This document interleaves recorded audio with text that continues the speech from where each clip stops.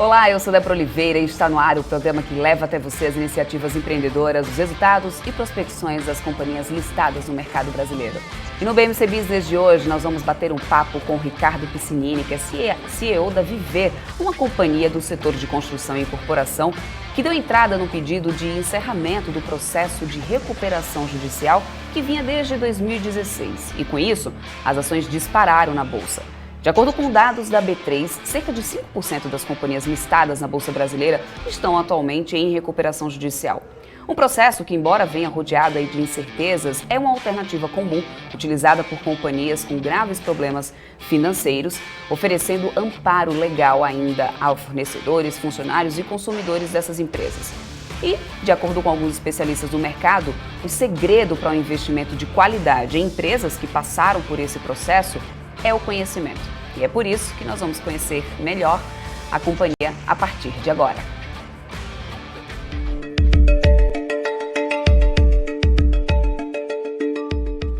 A Viver já construiu mais de 36 mil unidades. Ela é uma incorporadora e construtora que cuida de todas as etapas, desde a compra do terreno, passando pelo desenvolvimento do projeto, execução das obras e venda dos imóveis. Já são quase 30 anos de experiência em empreendimentos com conceitos diferenciados, como os condomínios clube e as vilas residenciais. Desde 1992, quando surgiu, a Viver lançou mais de 8 bilhões de reais em valor geral de vendas e tem mais de 3 milhões de metros quadrados construídos. No início, a empresa desenvolvia projetos residenciais e comerciais, com lajes corporativas, centros médicos e empreendimentos de uso misto. Ela chegou a construir também 20 hotéis e resorts de vários padrões. Hoje, o principal foco está no mercado residencial de médio e alto padrão, mas eventualmente ela desenvolve projetos comerciais, turísticos e de loteamentos. Em 2007, a companhia levantou 156 milhões de reais com o IPO, que fortaleceu o banco de terrenos da empresa e a expansão de atividades para outras regiões do país. Um ano depois, um fundo imobiliário baseado nos Estados Unidos e focado em países emergentes passou a ser o principal acionista da companhia.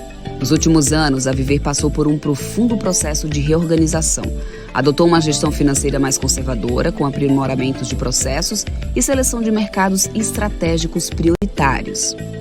Em seguida, focou na reestruturação de dívidas, redução de despesas e revisão de estratégia de médio e longo prazo. Em 2016, a companhia entendeu que a recuperação judicial seria a melhor alternativa a seguir. Em 2018, o Grupo Viver anunciou a criação de uma nova unidade de negócios, criada para oferecer ao mercado serviços customizáveis para a gestão de ativos imobiliários e soluções para todas as etapas do ciclo imobiliário. A incorporadora continua trabalhando para encontrar soluções para empreendimentos inacabados e mantém uma postura rigorosa no acompanhamento, controle e redução de custos. Bom, e além de bater um papo aí com o Ricardo Piscinini, que é CEO da Viver, nós também teremos aí a participação do sócio da Aurora Capital, Renoir Vieira. Mas antes, eu quero trazer o Alex André, especialista de investimentos, também meu parceiro de todos os dias aqui no BMC Business, né, que já está aqui comigo. E aí, Alex, vamos lá, né, falar de construção e incorporação hoje. E um case, né, Débora? Muito obrigada sempre pelo espaço.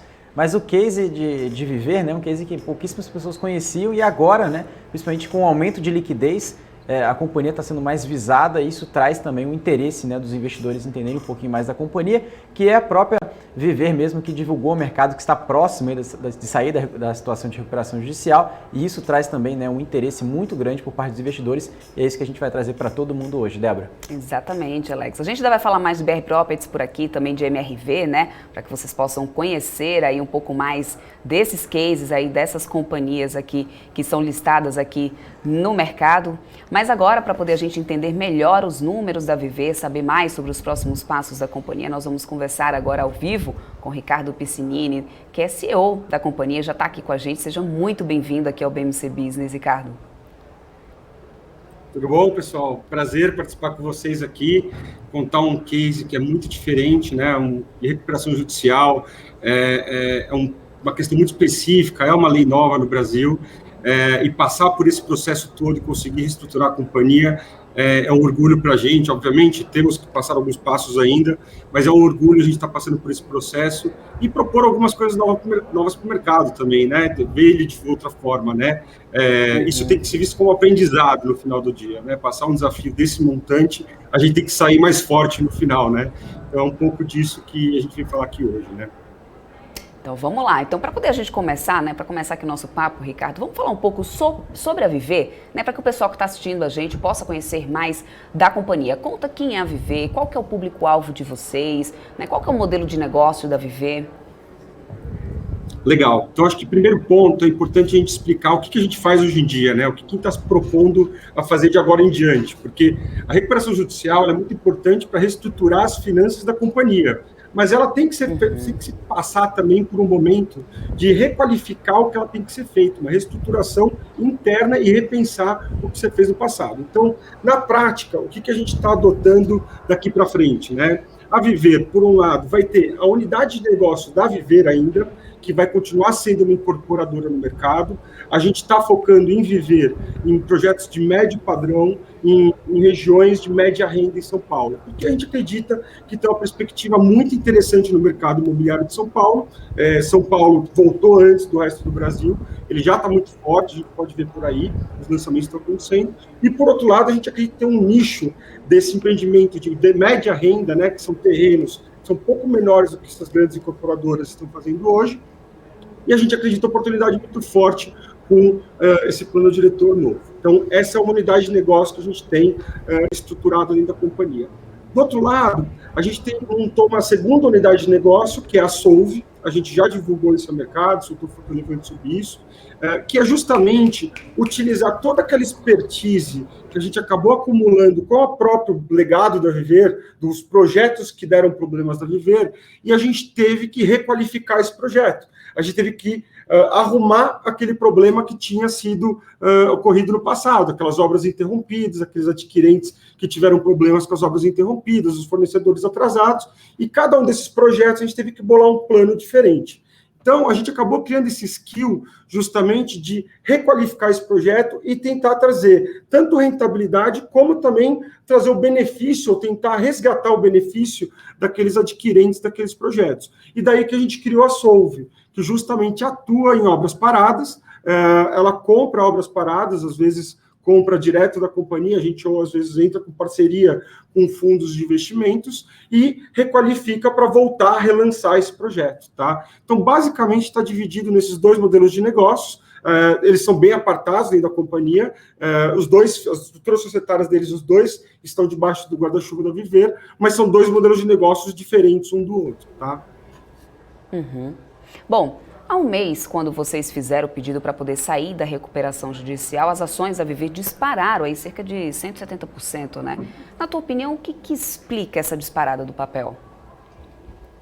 Eu acho que é o seguinte, né? É uma conjuntura, né? Eu acho que o fato da gente ter, eu estou aqui há 2 anos praticamente, né? O fato da gente ter feito um trabalho muito olhado para dentro ao longo dos 2 anos, a gente já conseguiu arrumar muito a casa. Isso significa o quê? Que não só isso propiciou a gente estar muito mais próximo de sair da recuperação judicial e justamente propor novos modelos de negócio, como também ele também propõe a gente também ter essa saída da recuperação judicial e resolver os problemas da recuperação judicial. Então, e justamente esses indícios da gente estar mais pronto de sair da recuperação judicial e propor uma nova rentabilidade, um novo modelo de negócio para a companhia, fez o mercado começar a ficar mais de olho na companhia. Então, a gente teve, digamos assim, uma visibilidade muito maior para o mercado financeiro e imobiliário, e ele começou a entender que precificar muito baixo, ela estava sendo muito onerada. Essa é a minha forma de ver, obviamente. E por isso que eu acho que acabou tendo, digamos assim, uma força especulativa um pouco maior e cada vez mais também arrumando o balanço, dando sinais dentro até do resultado financeiro que a companhia está se reerguendo, mostra para o mercado mais consistência e mais força para justamente precificar a companhia de forma mais adequada, né? Bom, vocês também já vinham conseguindo renegociar parte assim relevante das dívidas, né? E agora, vocês estão confortáveis para poder cumprir os compromissos restantes?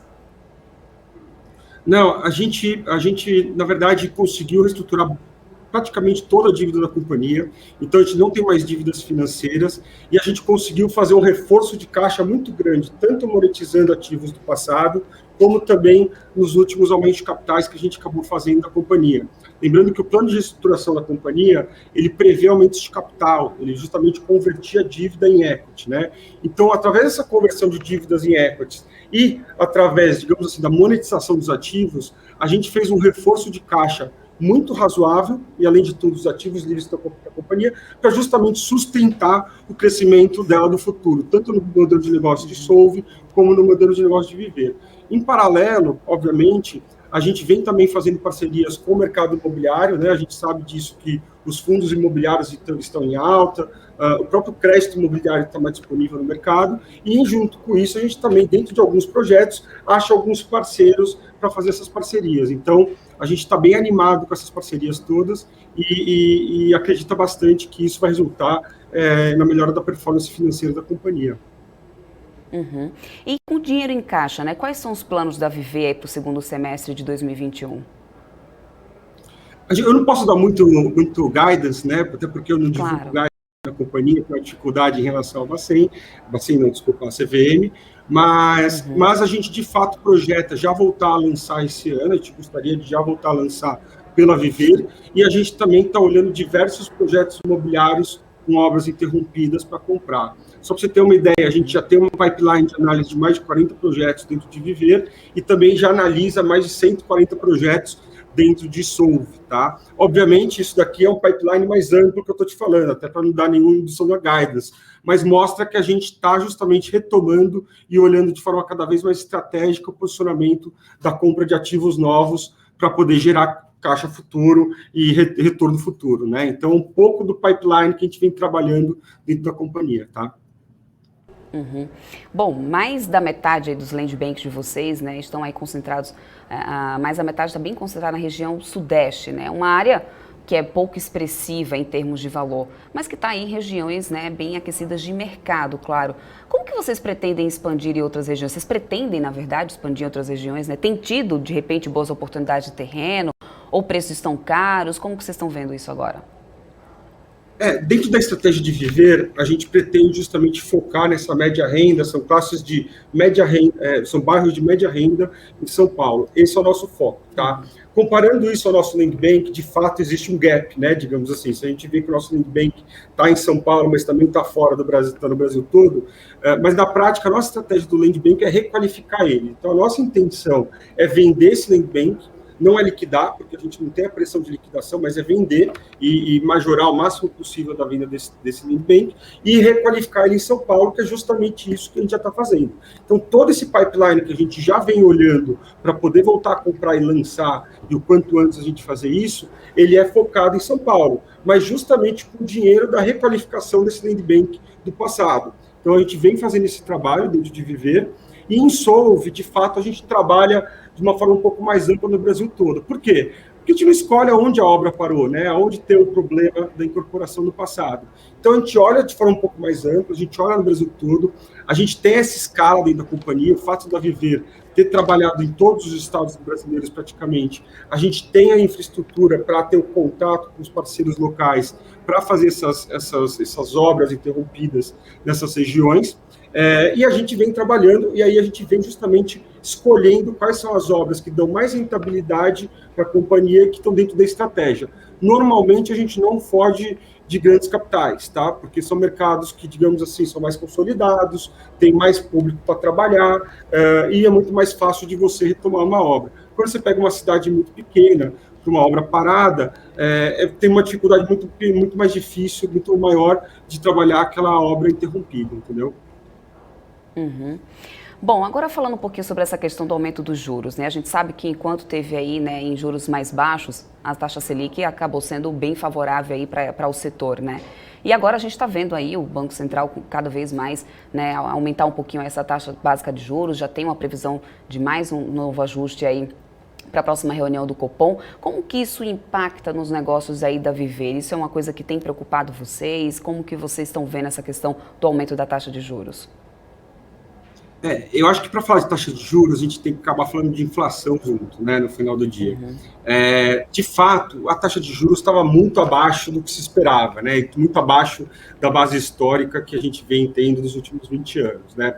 Obviamente, para o setor, a taxa de juros baixa é muito bom, porque ela incentiva muito tanto o financiamento de uma obra a uma taxa mais barata, então ela incentiva o incorporador, que é muito dependente de crédito para fazer o empreendimento, uma taxa mais barata alavanca muito a lucratividade do projeto, como também o adquirente que consegue, digamos assim, dentro de uma faixa de renda menor, ele consegue comprar apartamentos mais caros, que é uma conta simples, né? Se você tem um juros menor, a parcela cabe dentro do crédito do cliente, a parcela fica menor, ele consegue comprar apartamentos mais caros e consegue andar melhor com isso. Então, os juros mais baixos, obviamente, ele é muito bom para o setor. Ele continua ainda num patamar muito bom, se você for ver historicamente. Ele continua num patamar histórico muito bom. Então, a gente acredita que, se não houver, obviamente, nenhum cenário político que aumente demais o risco do país e os juros de fato exploda, digamos assim, ou volte àquele patamar de 12%, 15%, se a gente conseguir manter esse patamar de 7%, 8%, eu acredito que isso não deve influenciar nos próximos passos, né, nas perspectivas do mercado imobiliário, quer dizer, ele continua incentivado com esses juros nesse patamar, e eu acredito que isso, inclusive, deve melhorar muito na demanda do setor imobiliário, não só em São Paulo, que é o que acontece hoje, né, o foco hoje do boom imobiliário ainda está naquela zona sul de São Paulo, ela deve expandir mais para os outros setores, como todos os outros estados também devem voltar à demanda, até porque o déficit habitacional no Brasil continua sendo muito grande ainda, né? Então, eu pessoalmente acredito que a gente deve ter um ciclo muito bom no mercado imobiliário nos próximos anos, tá? Maravilha. Eu quero trazer o Alex André, que é meu parceiro, ele também tem perguntas aqui para você. Alex.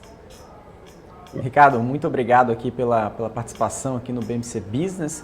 E minha pergunta primeiro, tem diversos assuntos aqui para abordar, né? O pessoal pergunta bastante aqui sobre Viver. A primeira pergunta é sobre a subscrição, né? Muita gente perguntando sobre como que está funcionando, como que realmente, claro, muita gente que não conhece, né, entrou no case de Viver não sabendo não só a subscrição em si, mas o que de fato a subscrição ajuda na companhia, né, para o momento de recuperação judicial, para o momento da companhia, e como que está aí, né, desde o começo, quais são os principais pontos em relação a esse tema.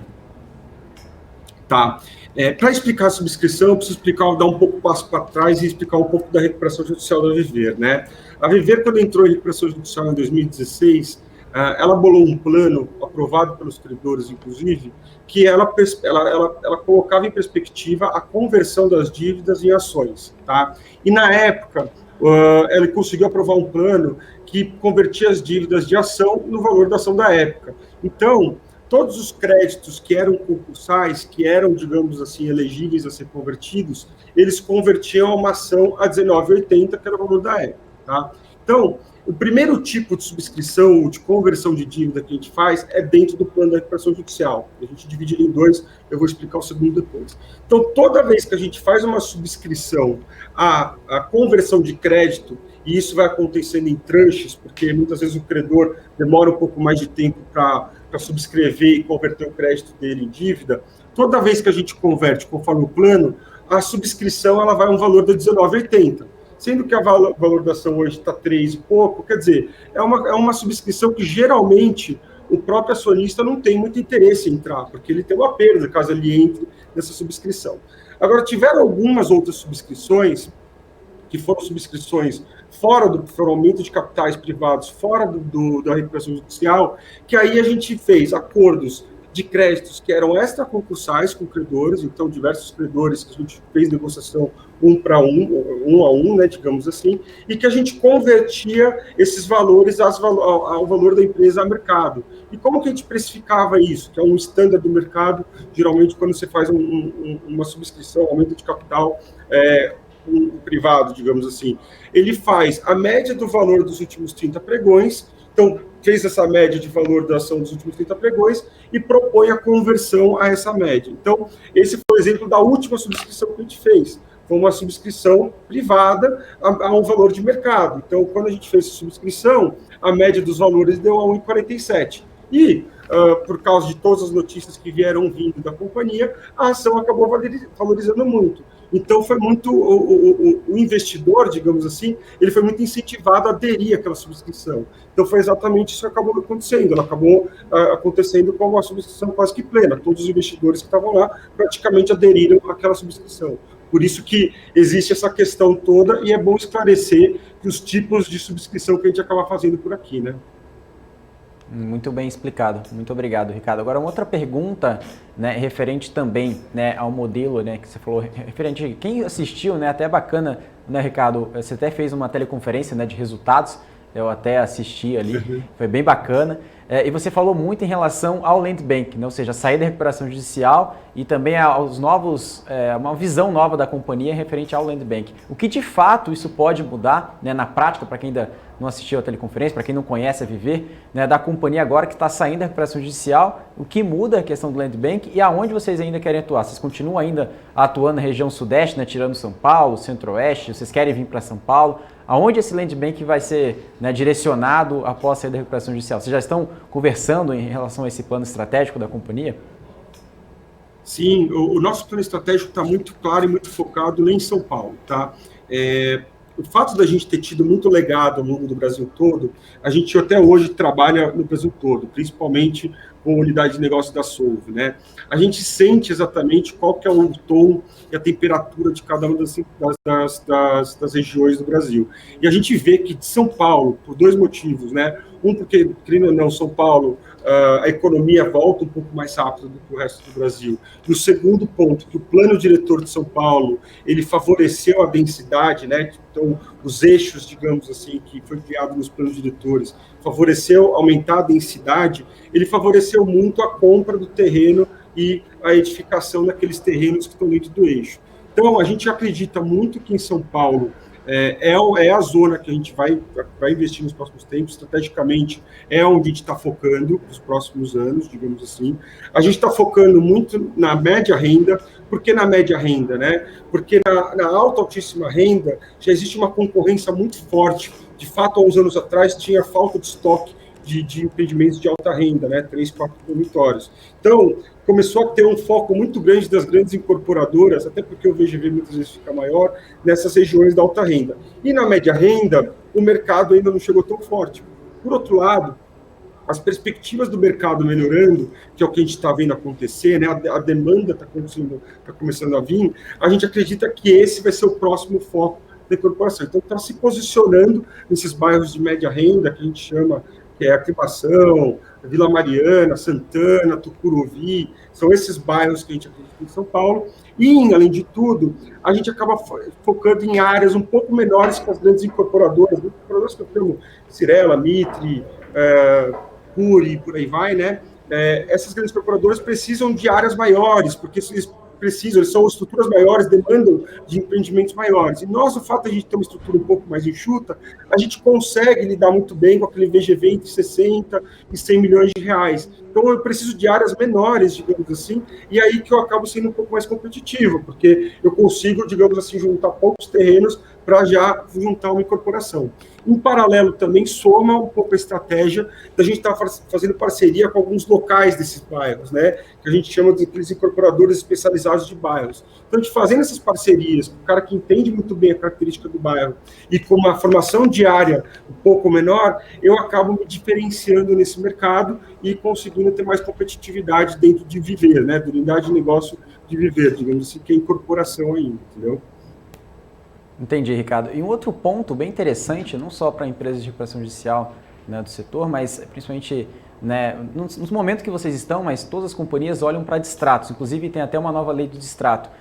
Como que vocês observam esse número? Claro que esse número até, né, já caiu, né, referente ali ao trimestre passado, mas como que vocês estão olhando a relação de distratos, também a relação de processos agora com a saída da recuperação judicial, no momento que vocês estão? O que de fato rolou, né, ou seja, na prática, para diminuir esse indicador, né, que também traz um número mais saudável, né?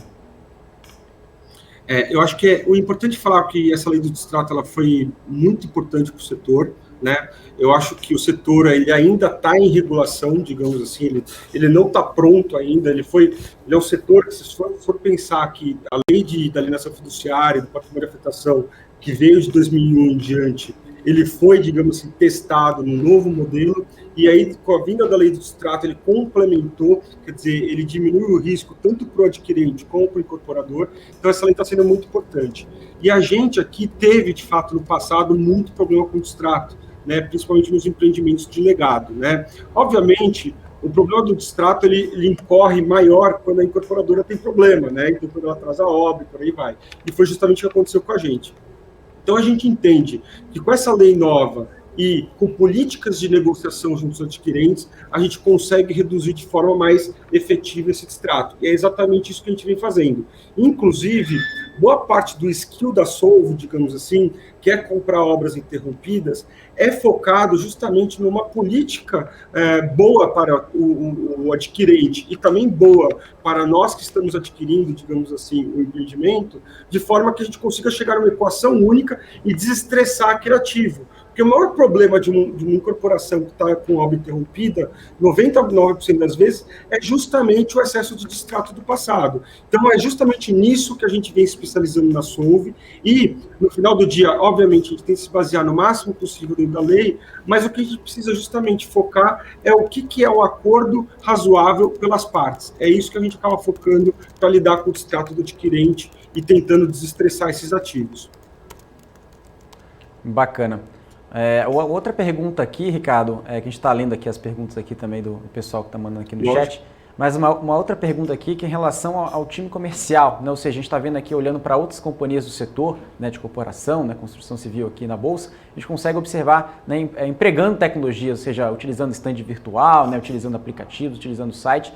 Claro que agora, né, após a recuperação judicial, ou seja, esse novo momento da companhia, vocês vão investir em tecnologia, em processos, e como que também vocês vão remodelar nesse plano estratégico da companhia o time comercial para realmente, não só na parte do legado, como você disse, mas esse novo plano de expansão da companhia, né?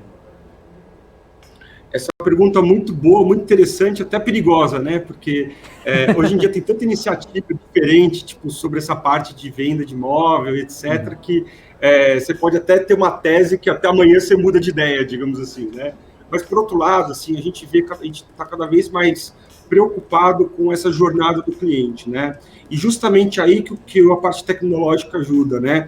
Então, o cliente, desde o momento que ele foi, digamos assim, inicialmente captado, até o momento que ele vira, de fato, uma venda, que ele assina um contrato, tem toda uma jornada que passa desde um corretor ou da região, terceirizado não, porque não é a palavra certa, mas que é um corretor autônomo, etc., um parceiro nosso, até ele ser atingido por, digamos assim, a nossa propaganda, e depois disso aquecendo e atraindo esse cliente cada vez mais para concluir a venda.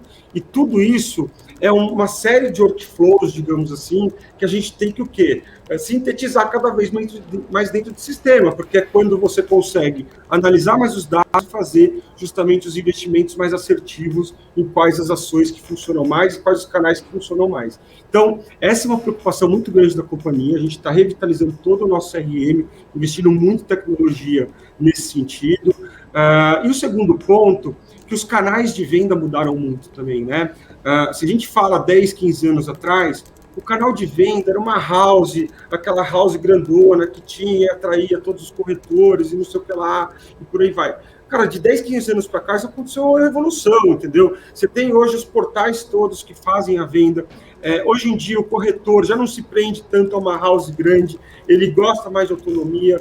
No mercado mais escasso, você acaba perdendo mão de obra no setor de corretagem, digamos assim. Então, ficam, digamos assim, de fato, os mais autônomos e mais sêniores. Então, você quase que tem que reestruturar e reanalisar cada canal e justamente adequar a cada produto que você trabalha, né? Então, por exemplo, se você acaba tendo que fazer um produto mais alta renda, você tem que ter um canal um pouco mais, digamos assim, sofisticado. Tipo, você tem que ter uma tratativa, você tem que ter um stand mais bonito. Se você faz um mais baixa renda, você geralmente tem muito giro e análise de crédito é um negócio que é mais sensível. Então, você gira a análise de crédito, gira a análise de crédito. E aí, tudo que fica nesse meio do caminho, você tem que ir adequando o canal correto, a forma correta de tratar aquele adquirente. Então, a gente tem uma forma bem estruturada de ver isso e a gente consegue, hoje em dia, ter as caixinhas corretas para atuar em cada tipo de empreendimento que a gente acaba pegando, né? E eu acho que é bom também reforçar que uma venda de viver, né, digamos assim, uma venda de incorporação comum, é uma venda que, de certo modo, a gente hoje tem as caixinhas que a gente consegue atuar cada uma a uma. Já uma venda de solve, que é uma venda de uma obra que já foi estressada, que já foi interrompida em algum momento, essa é uma venda diferente. Então, aqui, a gente tem um cuidado dentro de uma venda de solve, que é um canal talvez um pouco mais especializado em lidar com aquele tipo legado que fica do empreendimento. A gente também tem estratégias comerciais, como iniciando o preço um pouco mais barato, isso tudo muito bem precificado dentro da modelagem do negócio, mas iniciando um pouco o preço mais barato, pegando o preço ao longo do tempo. Então, aí varia muito conforme o tipo de empreendimento que você acaba pegando, entendeu? Então, só para você ter um pouco do big picture, e sim, é um grande foco nosso a tecnologia. Sem tecnologia, hoje em dia, eu acho que não dá mais um passo, né? Com certeza. Muito obrigado, Ricardo. Agora eu vou passar para a Débora, ela vai fazer umas perguntas aqui, também estão aparecendo no chat, né, Débora? Várias perguntas, inclusive. Aqui tem uma do Rui das Neves, aqui, que é sempre um telespectador ativo nosso aqui. O Rui das Neves está perguntando o seguinte, Ricardo, está havendo alguma proposta de outra incorporadora para se associar ou comprar a Viver? É real isso ou é boato? Boato. Na verdade, assim, a gente vem traçando nossa estratégia de forma cada vez mais estruturada para crescer justamente com as próprias pernas. O que a gente vem, sim, fazendo algumas parcerias com incorporadoras menores, locais, que justamente, porque o que acontece, né? No momento que a gente estava em recuperação judicial, a gente tinha ainda mais dificuldade, digamos assim, para voltar a lançar. É muito difícil você voltar a lançar estando no meio de um processo de recuperação judicial, né? E o momento que agora que a gente está muito próximo, estamos quase saindo da recuperação judicial, né? Falta, de fato, as questões dentro do processo judicial e do juiz, mas está muito próximo a sair, a gente adotou algumas parcerias também para acelerar, digamos assim, os lançamentos. Então, a requalificação dos terrenos, etc. Então, sim, a gente vem fazendo algumas parcerias com algumas incorporadoras menores, mas hoje não existe nenhuma conversa de M&A, nenhuma conversa de fusão, ou de parceria, ou de JV, ou parceria mais estruturada com nenhuma incorporadora atualmente, não, tá? Ricardo, só para, se você puder dar mais detalhes de como está essa questão do processo judicial, tem muita gente aqui perguntando sobre isso aqui, é tanta pergunta assim ao mesmo tempo que não dá nem tempo de ler, assim, subindo de muita gente perguntando, mas como que está realmente o processo agora? Ele pode dizer como está o processo, se não tem prazo? Tem muita gente com dúvida em relação a isso, se você puder esclarecer um pouco mais sobre isso, porque tem bastante gente perguntando sobre isso aqui no nosso chat. Legal. Eu acho que para dar um pouco de calma para o pessoal, né, assim, para começar, o processo de recuperação judicial, a gente já cumpriu todas as obrigações da recuperação judicial, tá? Isso tudo alinhado, inclusive, com a AJ, que a AJ, a Administradora Judicial, é uma fiscalizadora em nome do juiz que fiscaliza se a gente, de fato, está cumprindo com todas as obrigações do processo judicial. Então, a gente já cumpriu com todas as obrigações obrigatórias, né, tipo, do processo de recuperação judicial, né? Obviamente, tem alguns efeitos da recuperação judicial que vão se manter mesmo a gente saindo da recuperação judicial, mas isso não tem nada a ver com o encerramento da recuperação judicial, tá? O que aconteceu foi o seguinte: quando você está no processo de recuperação judicial, tem duas formas de você sair dele. Uma delas é o próprio juiz te tirar da recuperação judicial independente de qualquer coisa, e a segunda delas é a empresa se manifestando para o juiz, falando, olha, juiz, já cumpri tudo aqui o que eu deveria ter cumprido, obviamente vou continuar cumprindo com tudo que eu devo continuar cumprindo depois de sair da recuperação judicial, mas agora eu já me vejo pronto e apto, digamos assim, a não precisar mais da proteção, digamos assim, jurídica da recuperação judicial. Então, foi exatamente isso que a gente fez. A gente comunicou o juiz, explicou para ele, olha, não precisamos mais, e ele, obviamente, tem alguns processos internos, inclusive ele abriu prazo para alguns credores, para ver se eles tinham algum questionamento, aparentemente não veio nenhum questionamento muito grande, por aí vai. Ele tem alguns processos internos dentro da vara dele, para justamente dar que está de acordo, inclusive a consulta com a própria Jota, por aí vai. Mas, até agora, pelo menos, não surgiu nenhum fato relevante que mostre que ele vá voltar para trás, digamos assim, ou vá negar, digamos assim, esse pedido da saída da recuperação judicial. Então, a gente está bem tranquilo e bem animado, e, digamos assim, para quem já reestruturou mais de 1 bi e pouco de dívida, a gente hoje em dia está com estrutura de capital super saudável, cada vez melhor e tendo cada vez mais perspectivas melhores na nossa estrutura de capital, a gente não vê nada que possa, digamos assim, arriscar a saída da recuperação judicial. E agora, tem outra pergunta aqui que é do João Vicente Pereira. Ele está perguntando o seguinte: você acha que a empresa pode chegar a operar nas suas máximas históricas? Se sim, em quanto tempo?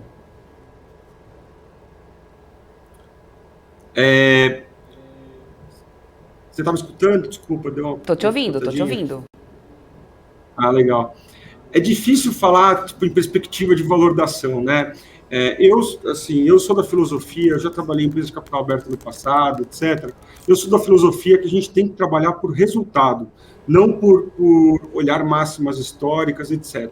E isso, naturalmente, vai acabar acontecendo com que você tenha melhores, digamos assim, melhor precificação do mercado, aumento no valor da ação e por aí vai. Então, nosso trabalho aqui, nosso foco é olhar para um longo prazo, é dar cada vez mais resultado, é voltar a incorporar, é comprar obras paradas dentro de Solve, e justamente esse retorno vai acabar acarretando e dando sintoma para o mercado que a gente, de fato, vai ter uma perspectiva cada vez melhor, e a perspectiva cada vez melhor justamente vai acabar acarretando no valor da ação, tá? Então, assim, dar alguns disclaimers sobre valor de ação, etc., eu tomo muito cuidado com isso, porque o meu trabalho aqui é justamente para dar resultado para a ação valorizar, mas não necessariamente só para a ação valorizar, é para dar resultado, tá? Então, esse é o meu foco como CEO. A gente vem fazendo um trabalho aqui de longo prazo, tá? A gente, pra vocês terem ideia, né? Eu entrei faz 2 anos, e até 2 anos, até 6 meses atrás, não se falava muito de viver, mas o trabalho já vinha sendo feito com bastante empenho, a equipe toda ajudando, a equipe toda trabalhando, quem é de dentro sabe disso, né? Então, assim, esse é o trabalho que a gente quer, é o trabalho consistente de entregas consistentes para cada vez mais, obviamente, indiretamente acarretar na valorização da ação. Mas não quero falar muito sobre máxima histórica, etc., porque eu acho que não deveria ser o foco de um CEO de companhia, vai. Claro. Tem mais perguntas aqui para você. Agora tem, aliás, várias pessoas repetiram sobre isso. Rui das Neves, o Will, tem várias pessoas aqui que estão perguntando sobre o FGTS. Existe alguma perspectiva sobre a dívida com o FGTS? Isso é uma pergunta aqui também nossa, bastante gente aqui. O Will já repetiu essa pergunta várias vezes. Enfim, se você puder falar sobre isso. Posso. O FGTS é uma dívida que está no nosso balanço de 200 milhões de reais, é a única dívida que está no nosso balanço, e é uma dívida que a gente defende ela, inclusive judicialmente, que é uma dívida que é 100% concursal, que ela deveria ser convertida ao plano de recuperação judicial, isto é, a 1980. E por isso que existe essa dúvida tanto. Por outro lado, a gente não pode obrigar nenhum credor a converter sua dívida, né? Digamos assim, o credor ele tem deliberalidade de quando e como vai converter sua dívida. A única coisa que a gente faz é disponibilizar as tranches a cada 6 meses, digamos assim, para o credor converter a sua dívida. Então, existe sim uma discussão com a FGTS, a discussão, inclusive, está em âmbito judicial sobre como que ele eventualmente converteria essa dívida, se ele concorda ou não concorda que ela é 100% concursal, mas a gente está muito tranquilo sobre ela. É uma dívida que foi listada no plano da recuperação judicial, então, inclusive, ela parou de incorrer juros no limite do valor que ela foi listada dentro da recuperação judicial, e agora a gente, obviamente, gostaria que fosse, digamos assim, tratada da melhor forma, né, resolvida da melhor forma, mas a gente também não consegue, digamos assim, obrigar o FGTS a converter. Então, a gente vem tratando ela de forma mais simples possível e tentando resolver o quanto antes possível, porque, querendo ou não, ela é uma dívida que acaba sujando, entre aspas, o nosso balanço, né? A gente não considera ela como uma dívida que seja pecuniária, que seja o valor que a gente tem que pagar, é simplesmente uma conversão dentro da recuperação judicial. O Bruno Magalhães está perguntando se a subscrição foi satisfativa assim, para a empresa, se vocês ficaram satisfeitos com isso e também se os resultados foram os esperados. Quando a gente fez a subscrição, a gente fez a subscrição visando pagar o credor. E, obviamente, a gente abriu o direito de preferência, digamos assim, dos atuais acionistas, né? E a gente, de fato, nem esperava, digamos assim, que fosse ter uma captação tão grande da subscrição. Não era uma expectativa nossa, digamos assim, todos os acionistas entrarem no direito de preferência e aí sim subscreverem. E, de fato, foi incrível o movimento que acabou acontecendo. Ela foi subscrita praticamente 100% dela, né? Então, disponibilizou aproximadamente 35 milhões de ações e ela foi praticamente 100% subscrita. Então, entrou esse dinheiro do caixa, a gente vê isso como um reforço de ativos da companhia e a gente viu isso como, bom, se nosso investidor está acreditando tanto na gente, agora a gente tem que voltar a investir. E por isso que a gente vem traçando essa estratégia de voltar a comprar terreno dentro de Viver e comprar obras paradas dentro de Solve, para justamente acelerar o retorno do nosso investidor. Então, o fato dessa subscrição ter sido muito bem sucedida, digamos assim, bem sucedida não é a melhor palavra, mas ter sido uma surpresa muito boa para a companhia, ela acelera toda aquela estratégia de voltar a investir, né? Ela exige agora nós, diretores, nós, administradores e colaboradores da companhia, que a gente acelere as retomadas todas que a gente já tinha perspectiva de fazer ainda esse ano, tá? Então, sim, ela foi uma gratíssima surpresa para o reforço da estrutura de capital da companhia e de caixa, inclusive, né? Uhum. Tem mais perguntas aqui, perguntando agora do Will, aqui novamente, perguntando se existe algum terreno ou imóvel na justiça. A gente tem um terreno grande, que não é novidade para ninguém, que é um terreno do Alfomares, que tem até uma questão que vem sendo discutida na Justiça. Esse é um terreno que, inclusive, equivale a grande parte do nosso land bank. De novo, isso não é surpresa nenhuma, está nas nossas notas explicativas e por aí vai. E a gente vem achando alguma estrutura para resolver ele o quanto antes possível, tá? Era um terreno que ele teve uma dificuldade muito grande um pouco antes de eu entrar, teve decisões positivas na Justiça, então a última decisão de segunda instância, inclusive, ela permitia a gente voltar a incorporar nesse terreno, e em cima dessa decisão, inclusive, a gente vem achando alternativas que seja para, digamos assim, tornar esse terreno cada vez mais líquido, tá? É um land bank relevante, até por isso que ele está nos nossos comentários dentro do ITR, tá? Mas a gente está bem otimista com a solução desse land bank. Era uma briga que durava já há 10 anos, e essa última decisão que foi dada em 2018 foi uma decisão muito importante para a companhia, para conseguir acelerar, digamos assim, a monetização desse ativo também. Tá? Esse é um terreno que não está na nossa perspectiva, na nossa estratégia de lançamento nesse momento da Viver, então a nossa alternativa é monetizar ele, tá? Beleza, Ricardo, tem mais uma pergunta aqui da Helenara, ela pergunta o seguinte: com relação aos valores contábeis e financeiros, existe a possibilidade da companhia voltar a apresentar os mesmos números de 2009, 2010? Pergunta também, só uma pegadinha. Na verdade, o pessoal está aqui, a gente trabalha para isso. Estou colocando fogo no parquinho aqui.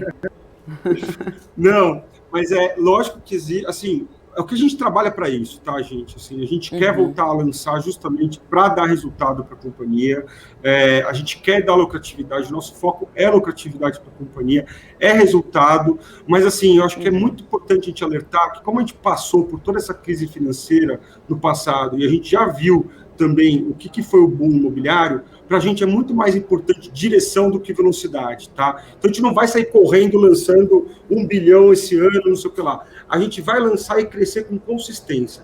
Essa é a nossa estratégia para justamente trazer cada vez mais margem e rentabilidade para a companhia, tá? Então a gente tem nossa estratégia de lançamento, estamos estruturando e formando pipeline cada vez mais, devemos, num curto espaço de tempo, lançar guidance para o mercado também, explicar, dar um pouco mais de visibilidade para o mercado também, de quais são as nossas perspectivas de mercado, qual é a nossa perspectiva de lançamento, para justamente ir crescendo com consistência e ir se precificando cada vez mais ao valor adequado que a gente acredita na companhia, tá?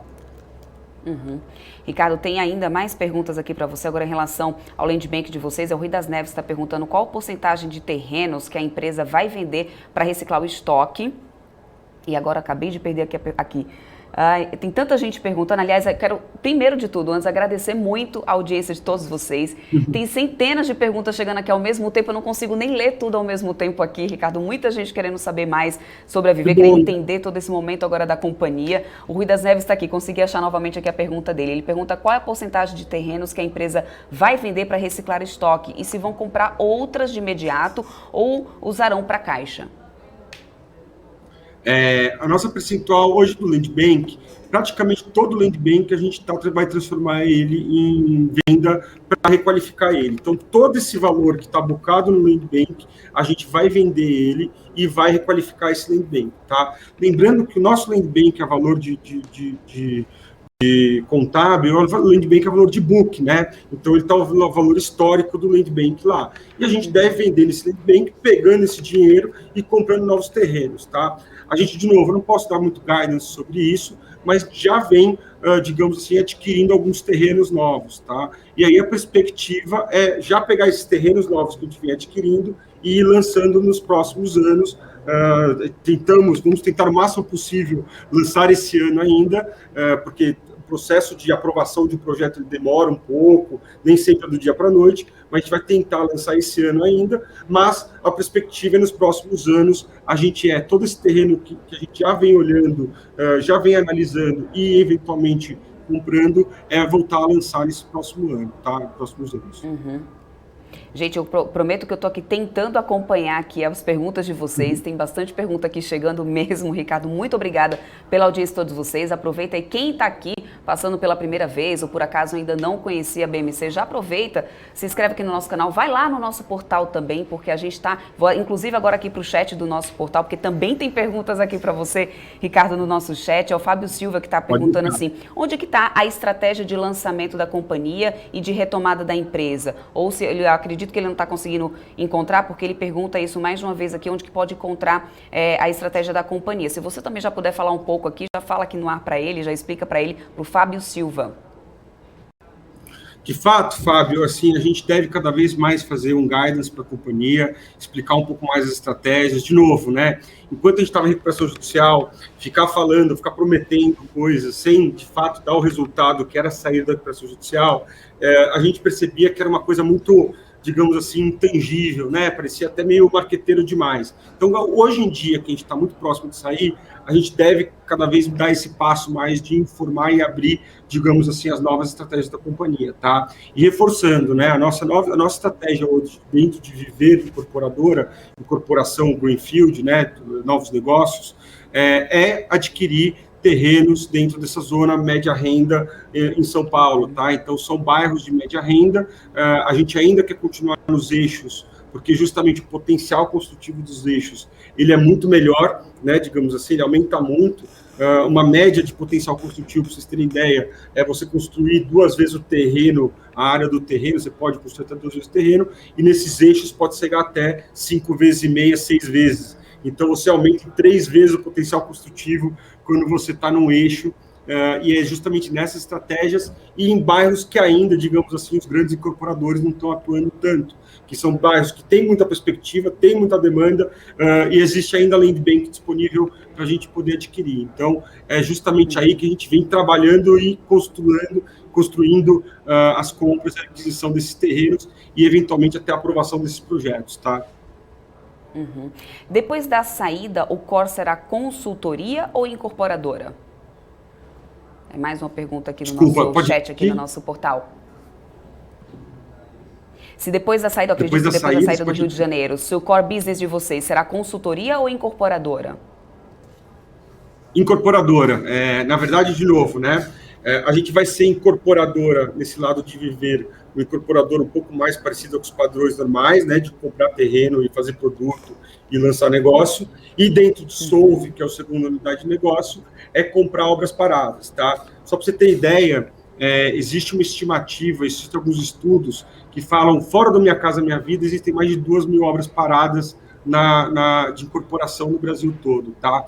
Dentro do pipeline que a gente já estruturou aqui de análise, a gente já conseguiu analisar 160 obras que estariam dentro do perfil de obras paradas, que estariam dentro do perfil de Solve, que é obras que a gente pega e justamente reestrutura aquela incorporação e relança aquele projeto, tá? Então, a gente tem hoje um pipeline que a gente projeta bem grande, digamos assim, uma oportunidade de negócio muito grande dentro do modelo de negócio da Solve, tá? Essa é a unidade de negócio justamente de obras paradas, e a gente deve também soltar guidance em relação à Solve nos próximos tempos, tá? Então, só retomando para ficar claro, a gente tem a unidade de negócio da Viver, que é Greenfield, que é compra de terreno e voltar a incorporar, e a gente tem a unidade de negócio, Solve, que compra uma parada, justamente retoma ela, desestressa ela, né, digamos assim, retoma ela e relança ela, tá? Então, só para deixar bem claro que são essas duas unidades de negócio, e as duas são no equity, não tem consultoria, não é prestação de serviço, é equity mesmo, a gente compra esses ativos, tá? Perfeito, Ricardo. Aqui, muita gente aqui também perguntando para você sobre a perspectiva para o próximo balanço, perguntam também sobre a data. Tem, Lucas, o Breno, o Fabrício, Erickson, enfim, tem bastante gente aqui perguntando sobre o segundo trimestre. O resultado vem quando, né? E qual que é a expectativa para esse resultado? Já tem data? Já tem data, eu posso cair numa pegadinha, mas eu acho que lá para o dia 15 de agosto que a gente deve soltar o resultado, a confirmar, peço desculpa se eu errei a data exata, tá? E eu também não posso dar muito disclaimer, mas o que eu posso falar é o seguinte, né? A incorporação, ela, obviamente, a gente vem trabalhando e quem vê os números vem sentindo que o faturamento vem melhorando, etc. Então, a gente vem trabalhando, mas ainda tem muito legado dentro do nosso balanço. Então, a gente está resolvendo esse legado e, quando vier cada vez mais a compra dos nossos novos ativos e os relançamentos, os resultados aí sim devem dar um salto um pouco maior e por aí vai. Então, a gente está bem otimista, obviamente, com a companhia, mas os resultados nem sempre, né, refletem do dia para a noite. Então, é isso que a gente vem trabalhando e a gente, de fato, está otimista com a companhia como um todo e as perspectivas dela. Então, não posso dar muito disclaimer sobre valores contábeis, digamos assim. Sobre valores não, mas como que está a prévia operacional aí para a companhia para esse resultado do segundo trimestre? Não posso falar muito também, desculpa. A gente não solta geralmente prévia operacional e quando a gente tem que soltar, a gente tem que soltar um comunicado ao mercado, etc. Então, hoje a gente não pode falar muito sobre isso. Bom, gente, eu juro que eu estou tentando aqui passar cada vez mais o chat aqui, mas assim, tem muita gente repetindo a mesma pergunta ao mesmo tempo, eu não consigo acompanhar tudo. Então, gente, vamos com calma, o Ricardo está aqui com a gente, respondendo todas as perguntas de todos vocês. Obrigada mesmo pela audiência de todo mundo, obrigada também, Ricardo, pela tua disponibilidade em responder todas as perguntas aqui, sem deixar passar aqui as perguntas. Obrigada pela atenção que você está dando aqui aos nossos telespectadores, que aliás eu já peço para quem ainda não conhecia o nosso canal, quem não conhece o nosso portal, lá no nosso portal a gente tem notícias minuto a minuto sendo atualizadas. Quem perdeu aí qualquer trechinho dessa entrevista aqui com o Ricardo Aviver, vai ver essa entrevista depois na íntegra, com certeza. Teremos lá uma reportagem especial, né, com um resumão aí de tudo que está rolando aqui nesse papo aqui sobre Viver. Mas vamos lá, vou tentar conseguir aqui, encaixando aqui as perguntas para você, para ver se você consegue respondendo aqui o pessoal, Ricardo. Mas antes disso, deixa eu só chamar o Alex André, que ele tem perguntas aqui para a gente falar um pouquinho sobre o TMSD, porque essa é uma pauta que a gente não tem como deixar passar, né? Não dá para poder a gente deixar de falar, né, sobre esse assunto. É um assunto que está realmente aí no momento aquecendo o mercado, né, Alex? Então vamos lá, vamos falar um pouquinho sobre ESG. É isso mesmo. Ricardo, acho que não tem como fugir do assunto, né? Todo mundo que a gente conversa aqui no BMC Business, a gente toca, né, nessa pauta. Como que vocês, quais das três pautas, ou seja, ou vocês estão desenvolvendo as três, ou uma das três aí que vocês estão mais à frente em relação ao tema de sustentabilidade, né, a parte social, a parte de governança, principalmente agora nessa nova fase da Viver, né? Falando em gozado, né, porque o setor por si só, ele já lida com uma questão social muito grande, principalmente no Brasil, né? Quando a gente fala que no Brasil hoje a gente tem um déficit habitacional de 7,8 milhões de habitações, obviamente, até o fato do Brasil ter muito pouco dado, é difícil saber exatamente qual é o déficit habitacional do Brasil, mas o fato dele ter 7,8 milhões de habitações de déficit habitacional e o fato desse valor só ter aumentado de 2005 para cá, digamos assim, o que é até contraditório, né? Porque, querendo ou não, teve o boom imobiliário no meio do caminho, que disponibilizou diversas novas unidades, e mesmo assim o déficit habitacional aumentou no Brasil. Então, só o fato da gente falar isso, né, de déficit habitacional e de a gente estar num setor, significa que já tem um propósito por si só social, né, digamos assim. Então, a gente, obviamente, acompanha muito de perto isso, toma muito cuidado com isso, e falando um pouco de Solve, né, digamos assim, eu sempre brinco que não tem nada mais ESG do que Solve, né? Do que você pegar uma obra que está há 10 anos parada, quer dizer, ela está afetando toda uma sociedade em volta dela, digamos assim, está afetando os próprios adquirentes que compraram e não tiveram aquela obra entregue, está afetando um governo que provavelmente não está arrecadando de forma correta e que aquilo virou um problema, muitas vezes até um problema social, que muitas vezes aquela obra é invadida por pessoas um pouco mais de problemas, por aí vai, e de repente você pegar aquela obra e conseguir pegar aquela teia de problemas e desenroscar ela de pouco em pouco, botar um novo plano para aquele projeto, revitalizar a área, etc. E é gozado porque, falando nisso, até contando um caso, né, tipo, teve uma obra que a gente fez no perfil de Solve, né, uma obra que estava interrompida há mais de 10 anos, lá na região metropolitana de Recife, e quando a gente pegou a obra, estava com 80% de obra, 10 anos parada lá no projeto, e a gente pegou a obra e justamente finalizou a construção daquela obra, né? E aconteceram diversos fatos muito interessantes, né? O pessoal da região em volta falou, poxa, que bom que vocês resolveram. Chegou uma pessoa que era da venda, da frente, poxa, não aguentava mais, tipo, essa obra aqui parada, sabe? Tipo, vinha rato, vinha essas coisas. Então, assim, é uma pauta que, obviamente, a gente se preocupa muito, não tem como não se preocupar com isso hoje em dia, eu brinco que às vezes não tem nada mais SG do que a gente fazer justamente resolver esse problema do passado, entendeu? Tipo assim, um pouco do conceito que a gente se baseia aqui. O propósito, ele está ali, por si só, entendeu? Então, um pouco do que a gente acredita e do que a gente acaba focando muito, tá? Muito obrigado, Ricardo. Agora, uma outra pergunta que, particularmente, a gente pergunta para todo mundo aqui da parte da construção civil, né, as construtoras que vêm aqui na BMC News, que é a parte do aumento de custo, né? Ou seja, principalmente a parte do aço, né? O cimento, né? É uma das principais preocupações, né?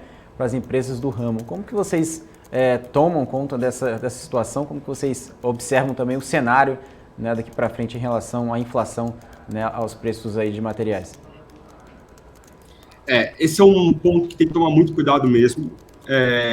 Os orçamentos, eles têm que ser muito de perto acompanhado e tem que ser revisto e, eventualmente, tem que ser colocadas algumas sobras quando você vai fazer e, no final do dia, isso corre o risco de você acabar assim, até sendo menos competitivo em algum ponto ou outro. Por outro lado, se você for ver historicamente, o último boom imobiliário, que começou acho que em 2005, 2006, e ele acabou indo até 2013, 2014, ele passou também por um maior momento de crescimento de insumo da história do Brasil, entendeu? Assim, foi quando o petróleo atingiu 120 pontos, 120 mil reais, 120 reais, etc. Então, ele também acabou acompanhando com isso, e isso é muito natural, porque o setor por que o setor de incorporação ele é tão arriscado, né? Porque ele se alavanca muito, ele cresce muito num ciclo positivo, ele cai muito num ciclo negativo. Então, assim, tem que tomar muito cuidado, custa que nem unha, tipo, apesar de ser clichê, isso serve muito, tem que ser acompanhado muito de perto. Por outro lado, você pode ver isso também como um sintoma de uma retomada de economia. E uma retomada de economia não passa se o setor de incorporação civil melhorar também. Então, a gente acredita que a melhora ela vai ser dos dois lados. Melhor não, o aumento vai ser dos dois lados, né? Digamos assim. O aumento pode vir de custo, mas provavelmente também as perspectivas dos valores de imóveis também podem subir. Mas, de novo, com muito cuidado sempre, né? Sem fazer muita loucura, sem fazer projeto com margem muito apertada, que um arranhãozinho, digamos assim, deixa tudo, cai tudo. Então, esse é o cuidado que a gente vem tomando aqui dentro e analisando bem de perto isso, tá? Muito obrigado, Ricardo. Agora eu vou passar aqui para a Débora. Débora, muito obrigado. Vamos lá, Alex. Olha só, tenho mais uma pergunta aqui do Flávio Silva no chat. Ele pergunta assim para você, Ricardo. Poderá haver desdobramento de ações no futuro, caso elas se valorizem, considerando que a empresa possui em torno de 1 bi de papéis antes da RJ e agora apenas 140 milhões? Olha, não é o que a gente está... Na verdade, assim... Eu não olho isso como muito uma estratégia, digamos, de companhia, digamos assim. Eu não utilizo isso hoje em dia como uma grande estratégia. Pode ser que seja necessário por algum motivo ou outro, pode ser que seja necessário. Mas hoje a gente não está no nosso pipeline traçando uma estratégia de desdobramento ou mesmo agrupamento de ações, tá?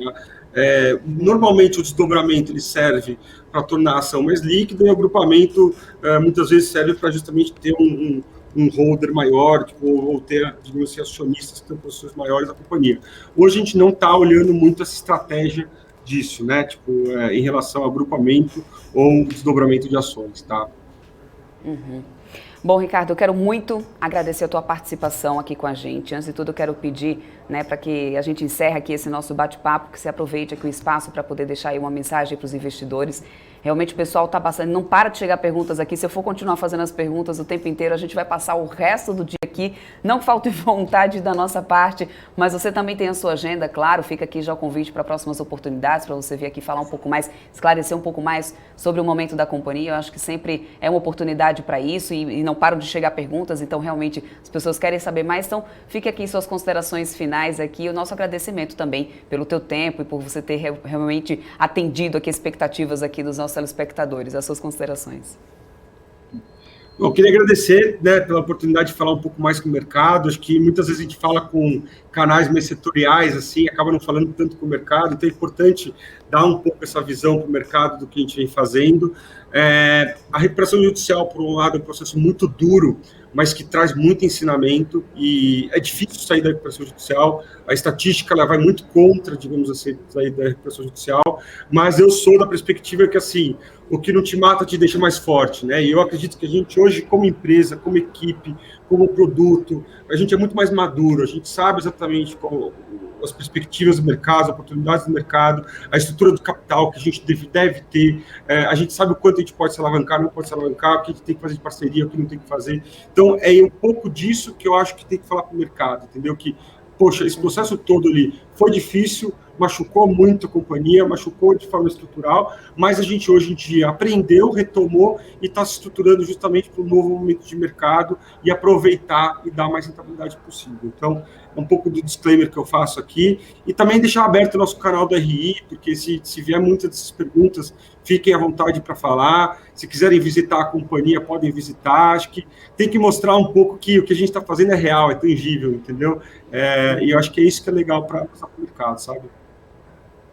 Perfeito, Ricardo. Bom, fica aqui já um próximo convite. Prometo, gente, que a gente vai ver na agenda do Ricardo aí uma outra oportunidade para ele vir aqui novamente, falar mais sobre a companhia, esclarecer mais dúvidas aí, claro, tudo dentro da medida do possível, do que possa ser falado, porque a gente sabe que existem regras aí, existe também a CVM, existem regras de compliance aí do que pode ou não. Então, dentro do que a gente puder estar falando aqui, com certeza vamos agendar um novo momento aqui com o Ricardo, inclusive porque eu tinha até anunciado no início aqui da nossa programação que o Renoir Vieira iria participar aqui desse papo também, mas infelizmente o Renoir acabou não conseguindo conectar, não conseguiu fechar a conexão aqui para conseguir realmente fazer parte aqui desse papo. Então, Ricardo, já veja aí na sua agenda uma próxima oportunidade, a gente remarca aqui esse encontro para ter mais tempo aqui para poder falar com os investidores, para poder falar um pouco mais sobre esse momento da Viver, sobre todo esse momento que vocês estão passando, né? E aí a gente poder esclarecer mais dúvidas aí do pessoal no máximo possível, tá bom? Muito obrigada pela tua presença, até a próxima, te esperamos aqui outra vez. Tchau, tchau. Combinado. Tchau, tchau. Até mais. E esse foi o Ricardo Piccinini, que é CEO da Viver. Espero que vocês tenham gostado aí sobre esse papo da companhia. A gente iria continuar falando um pouco mais aqui com o Renoir Vieira, como eu falei para vocês, mas infelizmente o Renoir não conseguiu fechar a conexão aqui. Ele também já tinha uma reunião aí para as 4 horas da tarde, então a gente não conseguiu realmente ter a participação aqui do Renoir Vieira, que é sócio da Aurora Capital, mas a gente vai continuar aqui falando de outras companhias do setor também de construção e incorporação daqui a pouquinho, falando por MRV, né, Alex? E a gente também tem BR Properties aqui para poder falar para o pessoal, então vamos lá, vamos continuar falando dos cases aqui do mercado. Por quem a gente vai começar hoje aí, Alex? Vamos começar aqui com a BR Properties, né, que é o primeiro case aqui, depois a gente passa para a MRV, porque é bem bacana, né, o pessoal que está conectado, né, a gente está falando aqui de construção civil, e também a gente vai falar de BR Properties, que também está envolvido na questão de construção civil, mas principalmente na parte de aluguéis, né, na parte ali de real estate. Mas depois a gente vai falar um pouquinho sobre a MRV, que se assemelha, né, de grande parte, né, do que a Viver faz, incorporação para baixa renda, né, média a baixa renda. Então acho que vale a pena a gente trazer esses dois cases também para falar. Então, primeiro a gente tem aqui o portfólio, né, o primeiro slide. Vou colocar o slide aqui na tela, que a gente vai falar de portfólio, né, do valor de mercado do portfólio da BR Properties. Tá? Então, a gente vai conseguir observar esse tamanho, né, de crescimento da companhia, né, ao longo dos trimestres. Olha que interessante nesse gráfico. Tá? Esse gráfico, ele coloca aqui, primeiro, o valor de mercado, a composição do portfólio, né, tanto de área bruta locável, tanto da parte de valor. Né? Então, aqui a gente tem um valor ali do portfólio que chegou no segundo trimestre um pouco mais de 7 bilhões de reais, né, 7 bilhões e 182 milhões de reais, e agora ultrapassando ali 8,8 né, bilhões de reais, ou seja, a companhia adicionando novos ativos, né? Inclusive, para quem acompanha a BMC News, a gente está sempre atualizando aqui, né, os últimos fatos relevantes da companhia, observando uma retomada, né, ou seja, a vacinação, as pessoas voltam aos escritórios, né, então isso traz aí uma vacância menor para a companhia, ao mesmo tempo, né, traz um valor de mercado do portfólio maior, tá, em referente ao ano passado, principalmente ali na crise, né, ou seja, tanto no segundo trimestre, terceiro trimestre, e a composição do portfólio, que a maior parte ali, mais de 86%, corresponde a escritórios AAA, né, ou seja, escritórios de alta qualidade, né, inseridos aí principalmente em regiões metropolitanas, como aqui em São Paulo, Rio de Janeiro, enfim, os principais centros financeiros aqui, né, do Brasil, como São Paulo e Rio. Aqui também a gente tem a parte industrial e logística, que também corresponde à parte do portfólio, em 4%. A parte de escritório, que é diferente, né? Ou seja, o escritório AAA a gente chama de laje corporativa, ou seja, um escritório maior, né? Mais bem localizado, que tem tecnologia embarcada em toda a construção, inclusive alguns com selo, né, de parte sustentável, ou seja, com uma parte de um compromisso com o meio ambiente, né? Isso também traz aí um diagnóstico, né, de ESG da companhia. E também, ao mesmo tempo, né, a parte industrial e logístico, que é a menor parte ali do portfólio, em termos de 4% ali, de valor do portfólio. E também, ao mesmo tempo, a gente consegue observar, né, em torno de 33% a composição do portfólio em ABL na parte industrial e logística. Ou seja, a parte da área bruta locável da companhia está em torno de 33% nesse setor e 54%, né, acima de 50% na parte de escritórios AAA. E também de escritório por si só, né, escritórios menores, enfim, localizados ali em regiões mais periféricas, em 13% da composição desse portfólio em área bruta locável, tá? ABL. Passando para o próximo slide aqui, a gente tem a receita líquida da companhia e também um breakdown aqui da receita, né? Ou seja, o que compõe a receita da companhia. Mais de 92%, né? Mesmo com a área bruta locável, né? Mais de 50%, 92% dessa receita advém aí por escritórios, né? Tanto o AAA quanto escritórios tradicionais, né? Então são mais de 92%, 4% na parte industrial e 4% também na parte de serviço, ou seja, de uma forma mais minoritária aqui na relação da receita, né? A receita líquida cresceu 8%, né, do trimestre anterior, no primeiro trimestre de 2020 ali com o primeiro trimestre de 2021, né, o último dado que saiu, para um pouco mais de 82 milhões e 348 mil reais, tá? As despesas gerais e administrativas, né, o SG&A, no próximo slide a gente vai falar um pouquinho mais sobre isso, né, ele caiu um pouco, né, mas caiu um pouquinho, né, caiu 2%, e o G&A sobre a receita líquida também caiu 2%, né, de 19% para 17%. Esse valor ficou em torno de 14 milhões e 230 mil reais. A gente tem a tabela logo aqui abaixo, a gente consegue ver tudo que compõe, né, o G&A, né, ou seja, impostos, despesas com pessoal, honorários de administração, provisões, stock options, despesas de vacância e despesas operacionais. Tá? Então a gente consegue observar essa queda de 2%, né, mesmo ali o G&A ajustado sobre a receita líquida também, uma queda de 2 pontos percentuais. Tá? No próximo slide, já falar um pouquinho sobre o EBITDA, né, geração de caixa operacional da companhia, que aumentou 14% no período, e a margem EBITDA, né, ou seja, a margem, né, geração de caixa operacional também aumentou de 71% para 74%, né, ganhou aí 3%, né, 3 pontos percentuais, e o EBITDA aumentou 14% para um pouco mais de 61 milhões de reais, 61 milhões e 138 mil reais ante, né, resultado ali no primeiro trimestre de 2020, que ultrapassou 53 milhões e 610 mil reais. Já o resultado financeiro no próximo slide, vai falar um pouquinho sobre a despesa financeira líquida ajustada, né? Então a gente tem aqui um indicativo de um aumento de 171%, um aumento bem considerável, chegou um pouco mais de 17 milhões de reais, esse valor está em torno de 6 milhões, né? 6,3 milhões, principalmente que a gente consegue ver essa variação, né? Despesa financeira líquida aumentando 136% e a despesa financeira líquida ajustada, como a gente consegue observar nessa tabela, né? Nesse gráfico, de 171% no período, tá? Passando para o próximo slide, a gente vai falar sobre o lucro líquido ajustado, né, o FFO, né, para quem consegue observar o fluxo de caixa. A gente consegue ver toda essa relação aqui do lucro, né, e prejuízo, né, ou seja, a companhia caindo ali em torno de 7% no período, e também o lucro líquido ajustado também caindo 6%, né, em relação à margem, né, também caindo ali de 61% para 53%, tá, do fluxo de caixa operacional. E ao mesmo tempo a gente consegue ver, né, essa linha do que compõe, né, a margem de lucro líquido, né, ajustado, a margem caiu 8 pontos percentuais e o lucro líquido ajustado, como a gente consegue observar nessa tabela também, em torno de 6%. Tá?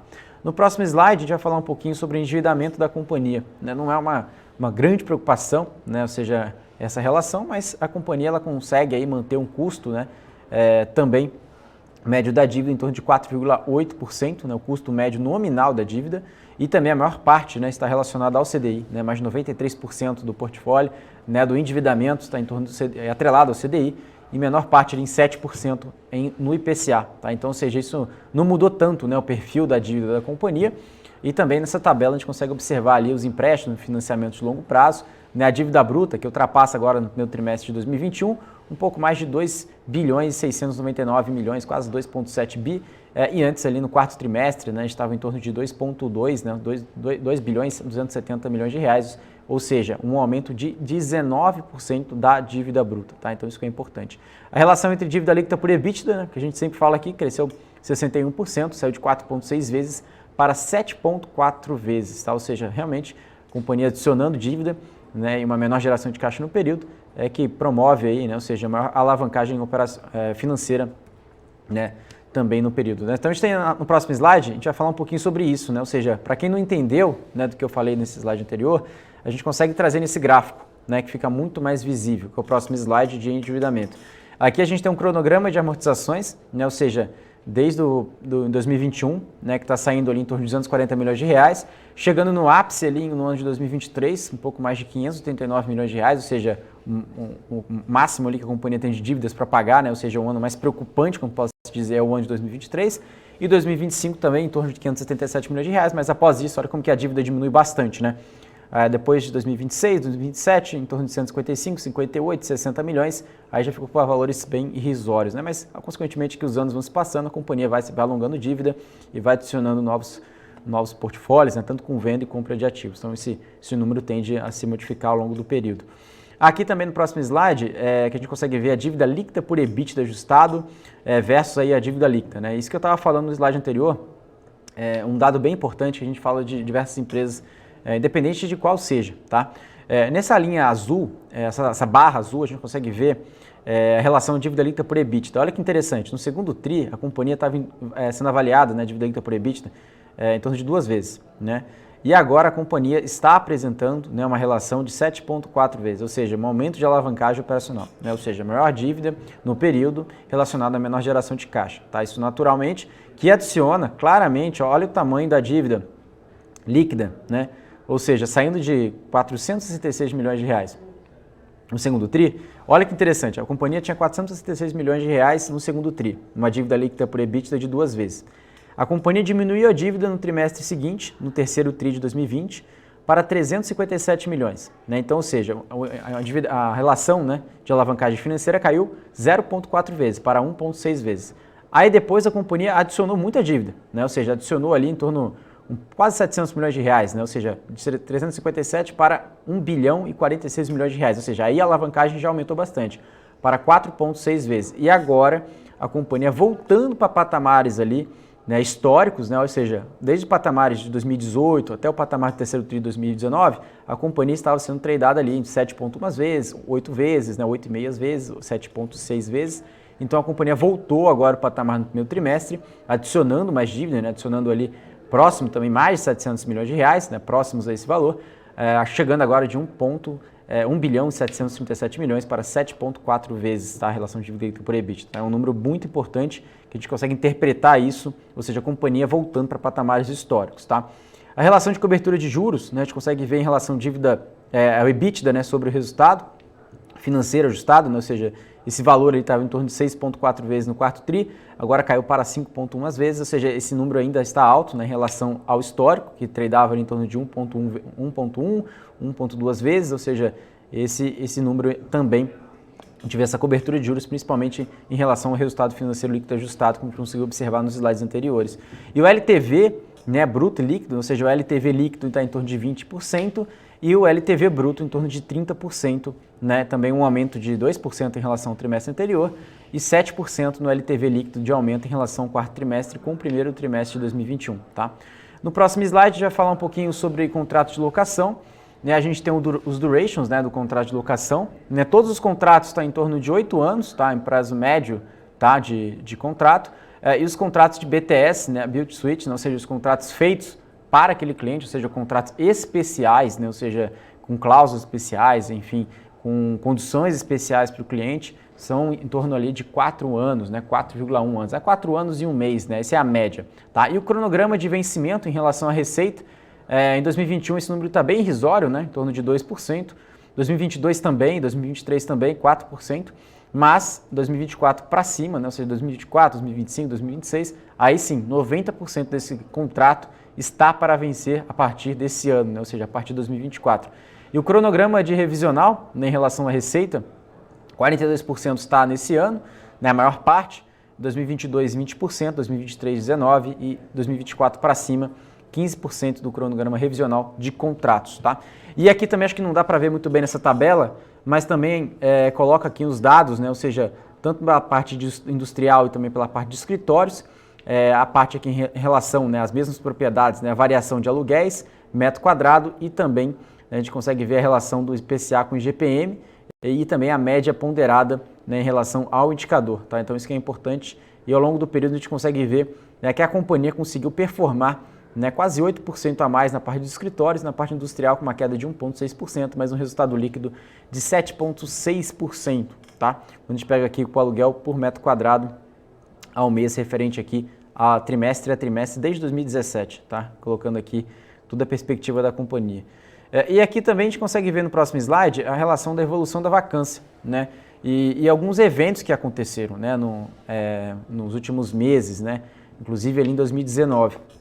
A gente tem as duas vacâncias, né? Tanto a vacância financeira, né, e a vacância física, né? Ou seja, o imóvel desocupado, né, por si só.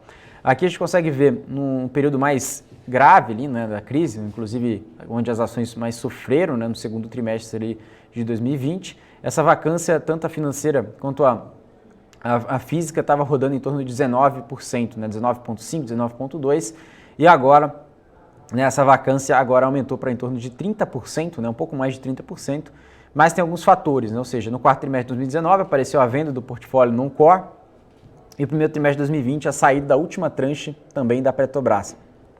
E também agora, no primeiro trimestre de 2021, a aquisição das torres no Parque da Cidade. Tá? Então, esse é o principal ponto aqui no primeiro trimestre. E também a vacância física dos escritórios está em torno de 22,7%, que também, né, como a gente consegue observar, esse avanço da vacinação pode diminuir ao longo do tempo, e dos galpões menores, ali, essa vacância em torno de 11,5%. Tá?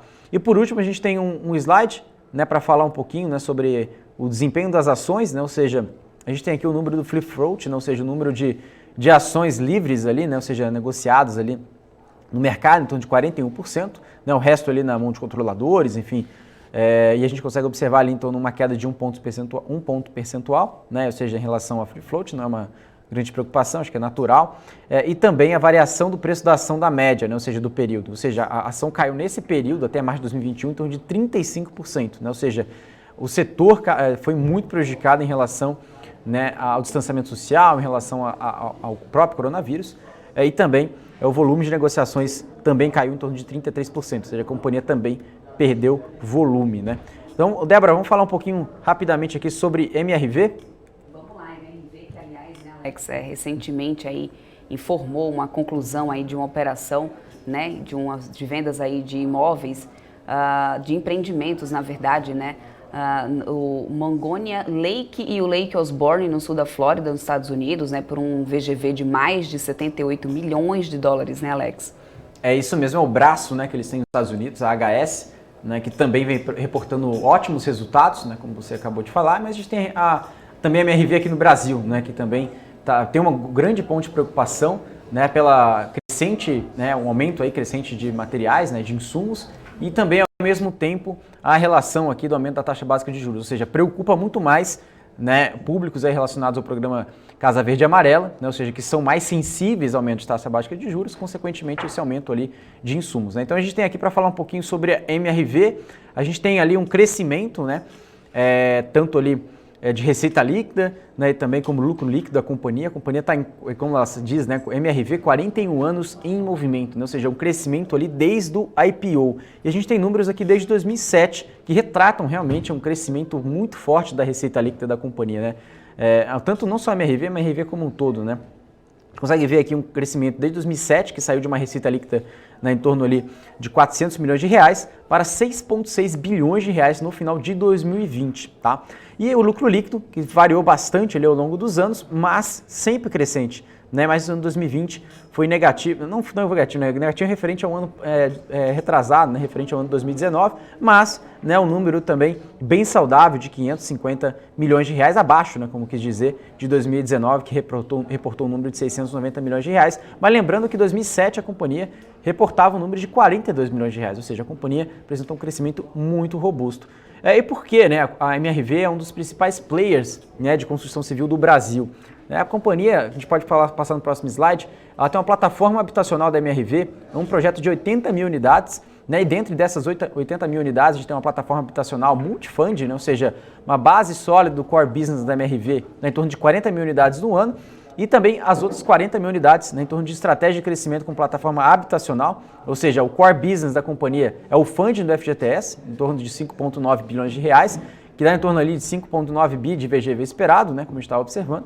E aqui no outro ponto, né, do outro lado aqui da tabela, a gente vê SBPE, né, também a parte da Lugo, Urba e HS, né, que a gente está falando na parte dos Estados Unidos. Ou seja, adicionando todos os VGVs esperados por todas as unidades, né, todos os braços da MRV, cada unidade estratégica, a gente junta ali em torno de 12,1 bilhões de reais de VGV esperado, tá? Então, juntando a parte do FGTS e juntando a parte do VGV esperado, são 18 bilhões de reais nessas 80 mil unidades distribuídas por cada braço ali estratégico da MRV. E a MRV é a maior incorporadora do programa Casa Verde e Amarela, como eu já disse, há muitos anos, né? Possui uma consolidada operação com mais de 40 mil unidades anuais nesse programa, né? Que é o core business deles, né? Que é o fund do FGTS. E a base, né, da plataforma habitacional da companhia é sobre aí que o plano de 80 mil unidades está sendo executado. Tá? A estratégia também inclui a expansão da operação de incorporação de forma complementar ao core business e também a companhia mantém aí vários funds, né, como o SBPE, além dos loteamentos da Urba, empreendimentos para locação da Lugo e da HS também nos Estados Unidos, como a gente colocou nessa tabela. Tá? Passando para o próximo slide, a gente vai falar um pouquinho sobre essa plataforma de 80 mil unidades, né, ou seja, anuais, né, ou seja, a companhia, ela, dentro dessa linha, como a gente falou, de 18 bilhões de reais, o que compõe, né, ou seja, a maior parte ali em VGV, que a gente acabou de falar, mas esse número fica mais claro nessa tabela, né, ou seja, MRV compõe ali com 5,9 bilhões, SBPE logo atrás ali de 4,3 bi, no total 18 bilhões, mas essa distribuição de funding, né, ou seja, a maior parte ali está ligada ao FGTS, que é o core business, SBPE com quase 30% de funding, e investidores, né, tanto a parte de FII quanto a parte de rate, né, que é a parte dos Estados Unidos, que é o braço do HS, com 37%, 37,4%, ou seja, a maior parte de funding, né, que mantém aí esse VGV potencial da companhia. Tá? Então isso também contém diversas frentes de negócio que poderão totalizar um VGV de 18 bi, como eu contei anteriormente, e traz uma plataforma de negócios imobiliários extremamente sinérgicos, apoiados a uma base sólida do core business também da MRV. Tá? E passando para a infraestrutura, a companhia, acho que é bem interessante falar isso no próximo slide, ela mantém diversos parceiros, né, em relação à tecnologia. A gente está falando de tecnologia ali com a Viver, né, com o Ricardo, e aqui a gente fica muito mais claro, a gente está falando aqui, ela é a primeira empresa Construtec, né, a MRV pode ser considerada verdadeiramente a primeira e única Construtec brasileira, porque ela não está investindo em tecnologia agora, está investindo há mais de 8 anos, são mais de 530 milhões de reais já investidos em 250 grandes projetos de TI nos últimos 5 anos, e os grandes parceiros são Microsoft, Salesforce, Oracle, HP, IBM, a própria SAP, né, e também a IBM, então são outros players também muito importantes, os maiores players do mundo, né, em relação à tecnologia. Tá? Então isso que vale a pena observar. Então a MRV à frente, né, e é a única do setor que chamam de Construtec, aliando tecnologia com construção civil. E passando aqui para o próximo slide, está falando de ESG, né? Então vamos falar do D, né? Ou seja, do G do ESG, que é a parte de governança corporativa. A gente tem aqui a composição acionária da companhia.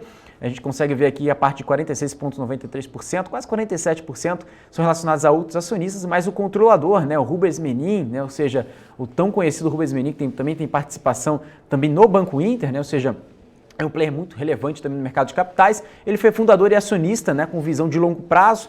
Também tem uma outra casa, né, uma outra asset, a Atmos, né, bem conhecida no mercado, com 10% de participação, a lendária, né, Dynamo, né, um dos fundos mais antigos, né, mais longevos do Brasil, com 4%, os membros executivos, né, do conselho com 1% da companhia, e ações de tesouraria não possuem, né, 0%.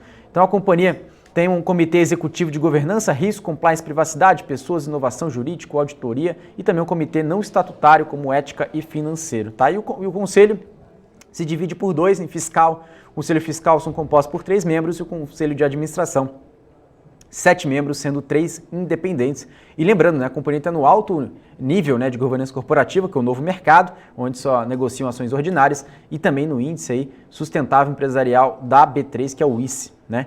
Passando para o próximo slide, a gente está falando muito de ESG, então não pode deixar de falar da parte ambiental, né, a parte de energia solar. Então a companhia é pioneira na utilização de energia fotovoltaica em larga escala no setor de construção civil da América Latina, com mais de 360 empreendimentos lançados com painel fotovoltaico, equivalente a 113.481 unidades. Tá? Ou seja, a companhia na parte sustentável ela é muito importante, né, principalmente nesse segmento, né, de baixa e média renda, né, ou seja, líder no setor. E também, passando para o próximo slide, a gente vai falar um pouquinho, né, sobre esse potencial, né, ou seja, tanto de evolução de vendas líquidas, né, e a carteira de cliente da MRV. Então a gente consegue ver nesse gráfico as vendas líquidas de MRV também crescentes, né, ou seja, um pouco mais de 7,5 bi, né, em vendas líquidas, em referente aqui a percentual aqui da MRV, contando também os detalhes de pagamento do cliente, ou seja, a maior parte está, né, atrelada esse pagamento ao financiamento bancário, quase 75%, na parte da carteira, né, segmento de corporação de 14%, o subsídio 4%, FGTS 3,6% e entrada em torno de 3,3%, o ticket médio, né, desse período de 2020 em torno de R$159 mil, tá? Então, ou seja, são empreendimentos ali com esse ticket médio. E a previsão dos próximos lançamentos, né, onde estão sendo localizados, né? A gente tem 2 lançamentos aqui em Campinas e um em Nova Odessa, né, ambos aqui no estado de São Paulo. Então, no próximo slide a gente vai falar um pouquinho mais sobre isso. A primeira fase, né, em Campinas, em torno de junho de 2020, né, a segunda fase em novembro de 2021. Também na Vila América, né, em Nova Odessa, em setembro de 2021 e novembro de 2021, também em Campinas. Tem aí tanto a parte de 600 unidades, né, tanto em Nova Odessa, 768 unidades ali em Campinas. A primeira unidade ali está em torno de 154 milhões de VGV, 1.216 unidades. A área do lote varia entre 170 metros quadrados e 336 metros quadrados, né, e a mediana ali fica em torno de Campinas, né, a média, né, 138, e o preço médio roda entre 109 mil, 183 mil e 127 mil, preço médio de cada imóvel, tá bom? E passando no último slide, a gente vai falar sobre o potencial de crescimento da companhia com expansão geográfica muito bem executada. Esse gráfico não contém ali os Estados Unidos, né, que é a parte da HS, mas aqui no Brasil a gente conta com a MRV, com mais de 160 unidades já atuais, né, ou seja, a presença quase no Brasil todo. E a Urba também com mais de 20 cidades, também mostrando aí uma expansão muito forte, ou seja, a Urba ainda tem um alto potencial, né, de penetração de crescimento para entrar em cidades com grande mercado endereçável, apoiada pelo histórico precedente de expansão geográfica da MRV. E a MRV é uma história de expansão marcada pela lucratividade. Então a gente consegue ver principalmente um histórico de expansão para mercados novos e rentáveis e também, claro, rigorosos parâmetros de margem e tamanho antes de entrar em uma nova cidade, ou seja, a companhia só entra em uma nova cidade se realmente for rentável, se fizer sentido no plano estratégico, né, principalmente das principais marcas do grupo da MRV, Débora. Então esse é um dos principais players aqui de construção civil do Brasil na Bolsa, né, Débora? Olha aí, maravilha. Tô até arrumando aqui o cabelinho pra gente encerrar bem aqui o programa, né? Depois de um dia corrido como esse aí, com bastante perguntas, bastante interação aqui dos nossos telespectadores. Mais uma vez eu quero agradecer a audiência de todos vocês. Teve muita gente aqui, teve gente dizendo que estava chegando aqui pela primeira vez, gostou bastante da entrevista aqui com a Viveira, que daí já se inscreveu no canal. Foi o Márcio Bezerra aqui, disse que gostou bastante da entrevista com a Viveira, que era a primeira vez aqui no canal, já fez a inscrição. Informações são fundamentais para o investidor. É isso mesmo, Márcio, é por isso que nós estamos aqui. Essa é a nossa missão aqui da BMC, é realmente levar para você informação que gera valor para o seu investimento. Então conte sempre com a gente, espero contar com você aqui outras vezes, te ver aqui no nosso chat também, interagindo, mandando perguntas, sempre que a gente pode estar aqui tentando passar o máximo possível das perguntas de vocês aqui para os nossos entrevistados. Então sempre participem, deixa o like aqui, vão lá no nosso portal tem notícia minuto a minuto sendo atualizada para todos vocês. Então não perca aí toda a nossa cobertura, apesar das vezes a nossa programação não está aqui ao vivo, tem lá o nosso portal, tem equipe inteira aí por trás, trazendo todas as informações do mercado nacional e internacional para vocês. Mas o BMC Business vai ficando por aqui, a nossa programação continua, mas a gente vai se despedindo, né, Alex? É isso mesmo, Débora. Despedir de todo mundo aqui, de vocês que nos acompanharam também, a audiência foi muito forte, né? Principalmente agradecer a todo mundo que acompanhou, né, a nossa entrevista com o Ricardo aqui da Viver e também nos nossos 2 cases de hoje. E também convidar todo mundo, Débora, todos os dias, né, no Instagram do BMC News, bmc.news. Eu e o grande Rafael Lara também fizemos a nossa live de fechamento do mercado, que a gente comenta ali as empresas da Bolsa, né, ou seja, as principais notícias do mercado também de forma bem resumida no Instagram da BMC News. Agradecer a todo mundo que nos acompanha e também, claro, a nossa grande equipe aqui da BMC. Um grande abraço e até amanhã, Débora. Até amanhã, Alex. É isso aí. Nos sigam lá no nosso Instagram, também vejam o nosso portal. Temos notícias minuto a minuto, como eu já falei aqui para vocês, atualizado o tempo inteiro, para vocês ficarem sabendo de tudo que acontece no mercado, porque só aqui na BMC você tem informação que gera valor para o seu investimento. Eu sou Débora Oliveira e vou ficando por aqui, mas você continua na nossa programação com o Daniel Morales e o Rafael Lara no BMC Now, com todas as últimas notícias quentíssimas ali do mercado. Obrigada pela sua audiência. Tchau, tchau.